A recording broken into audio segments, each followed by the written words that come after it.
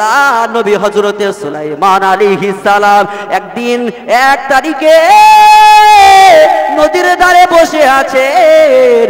হঠাৎ করে দেখতে পাওয়া যায় সুলাইমান নবী লক্ষ্যবোধ করে দেখতে পেল একটা পিঁপড়ে তার মাথার উপরে একটা গম নিয়ে গুটি গুটি গুটি গুটি পায় হেঁটে হেঁটে ওই নদীর ধারে এসে হাজির হয়ে যায়। সুলাইমান আলাইহিস সালাম ওই পিঁপড়েটা দেখতে পেল, চেয়ে থাকলো। পিঁপড়ের মাথায় গম, কি সুন্দর দেখতে, ভালো লাগে। আমাদের দেখেন না, চিনি যখন খায়, চিনি পড়ে গেলে পিঁপড়ে টুকুস টুকুস করে নিয়ে যায়, কত সুন্দর দেখায় না? আবার ও যখন চিনি না চাগাতে পারে, ওদের কাছে বিশাল ভার। আবার 3-4টে সঙ্গভঙ্গে এসে আবার হাত লাগিয়ে চেয়ে গিয়ে নিয়ে গাড্ডায় নিয়ে চলে যায়। আমাদের সমাজে এমন কিপ্টি আছে, হাড় কিপ্টে, শুকনো কিপ্টে আছে ভাই। জলসার জন্য যদি বলা হয় চাঁদা দাও, মাথা চুলকেবে, দাঁড়িয়ে চুল খুশি, অবস্থা খুব খারাপ। মাদ্রাসার জন্য টাকা দাও, অবস্থা শেষ, ব্যবসা চাষবাস হয় না। মসজিদের জন্য দান করো, হুজুর অবস্থা পুরো খারাপ, সংসার চলে না, হুজুর চলে না। অথচ টাকা আছে অ্যাকাউন্টে, অথচ টাকা ইচ্ছা করে দেয় না। এত শুকনো কিপ্টে যদি চিনি খেতে খেতে চিনি পড়ে যায়, পিঁপড়ে নিয়ে যায়, পিঁপড়ে সাবাট করে মেরে ওই চিনি লেবার লেছে, এই টাকা দেখে না 70 টাকা চিনির কেজি, তুই নিয়ে পালাবি, লে বাড়ি চলে যায়। এইরকম শুকনো কিপ্টে আছে না নাই? আপনাদের এখানে মনে হয় ভালো, এরা দান খাওয়ার গেল নাকি? এখানে ভালো নাকি আছে? সব জায়গায় আগুন লেগে আছে। আমাদের ওদিকে ভাই এমন কিপ্টে আছে, তারে মাদ্রাসা মসজিদের কথা বললে উঠে পালাবে, কিন্তু টাকা দেবে না। আবার যদি বলা হয় চাচা ভাঙড়ের মেলায় খুব গায়ক গায়িকা আসছে, 2000 দিতে হবে, বলে 5000 দিচ্ছে, মুম্বাই থেকে টপ নায়িকা আনবি। এই হচ্ছে আমাদের ইমান। দেখছিলাম একটা নেটে, দাঁড়িয়াল একটা চাচা মাথায় টুপি দিয়ে একজন মেয়ের সঙ্গে কি ড্যান্স দিচ্ছে, ইস, পাকা দাড়ি, পাকা দাড়ি, আপনারা নেট খুলে দেখতে পাবেন। আচ্ছা, এই পাকা দাড়ি নিয়ে মেয়ের সঙ্গে যে ড্যান্স হাঙ্গামা করছে, এ চাচা কি ভালো করছে না খারাপ করছে? নবীর সুন্নতটাকে জিন্দা করছে না কবর দিচ্ছে? জোরে বলে। ও আমার সোনার মানিকেরা, আজকে এই জায়গায় জলসায় আপনারা বসে আছেন, এটা হলো নবীর সুন্নাত। আল্লাহ নবী আমার হাদিস পাকের ভিতরে জানিয়ে দিলেন, মা তামাসসাকা বিসুন্নতি ইনদা মাফাসাবি উম্মতি ফালাহুম আজরুন ইয়াতাশাহিদিন। ও আমার সাহাবা কেরামেরা, আমি রাসূলুল্লাহ হাবিবুল্লাহ জানিয়ে দিলাম, আখিরি সময়ে এমন একটা জামানা এসে যাবে, আমার জামানা শেষ জামানা, শেষ সময়। এই সময়তে মানুষের হাতের এক টুকরো আগুন রাখলে যত না কষ্ট হবে, তত না তাদের ঈমানটা রাখা কষ্ট হবে।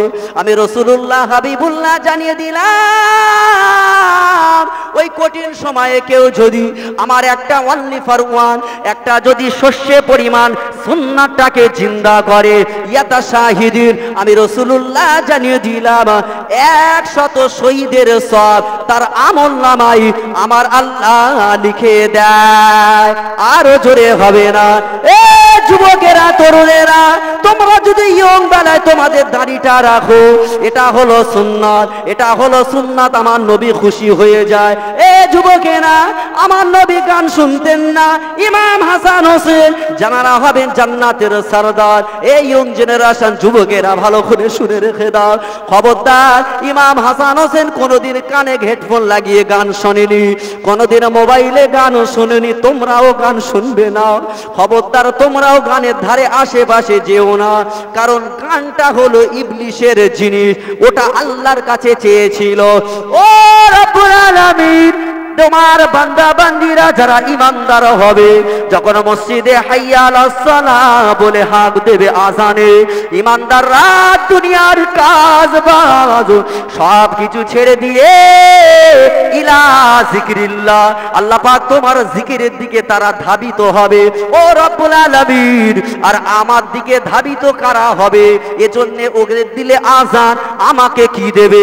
আমার আল্লাহ বললেন, একতারা, দুতারা, সেতারা, হারমোনিয়াম, তবলা, ডিজে, যত গান বাজনা হবে ওটা হলো তোকে দিয়ে দিলাম। ওর আওয়াজে যারা ছুটে ছুটে চলে যাবে, ওরাই হবে তোর দলের লোক।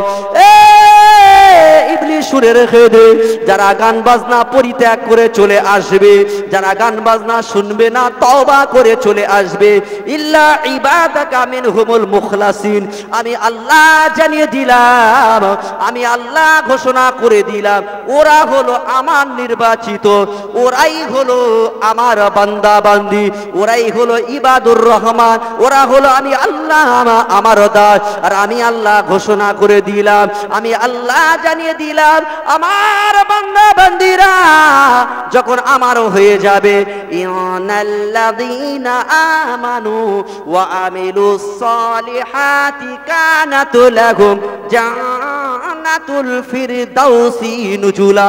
পারা নম্বর 16, কোরআন শরীফটা হলো সূরা আল কাহাফ, পৃষ্ঠা নাম্বার আমার আল্লাহ আয়াত নাম্বার 107 এর ভিতরে জানিয়ে দিলেন, আমার বান্দা বান্দিরা আমি আল্লাহ যখন আমার হয়ে যাবে, আমি আল্লাহ জানিয়ে দিলাম তাদের জন্য জান্নাতুল ফিরদাউস আমি আল্লাহ উপহার দিয়ে দেব।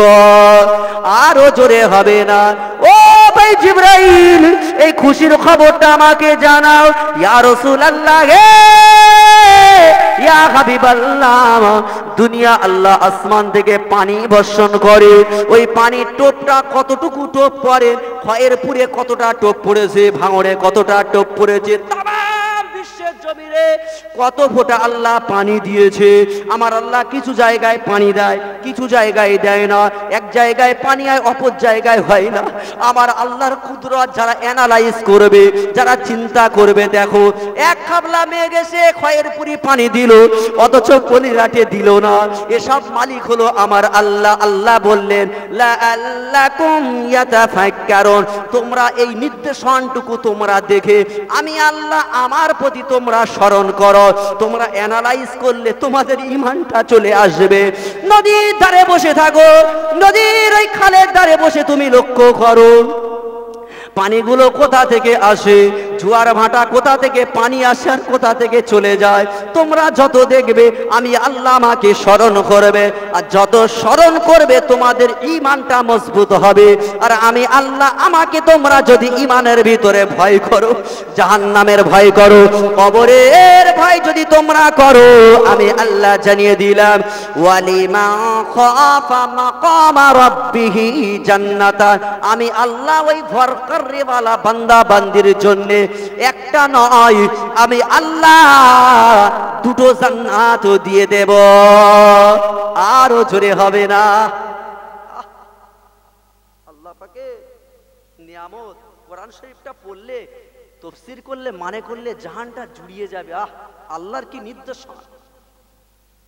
ও ভাই জিবরাইল, খবর কি?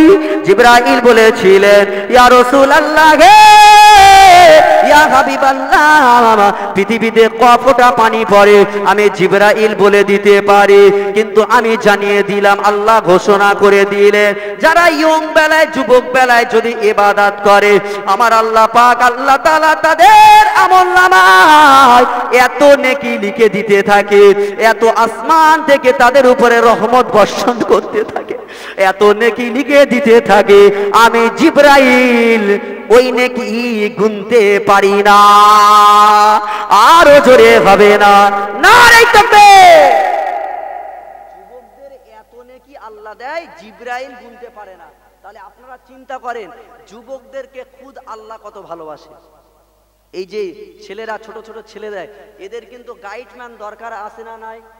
এদের গাইডম্যান, মেন হেড মাস্টার আর ম্যাডাম যদি বলতে হয়, হেড মাস্টার মেয়ে আর ছেলে, সেটা হলো বাপ আর মা।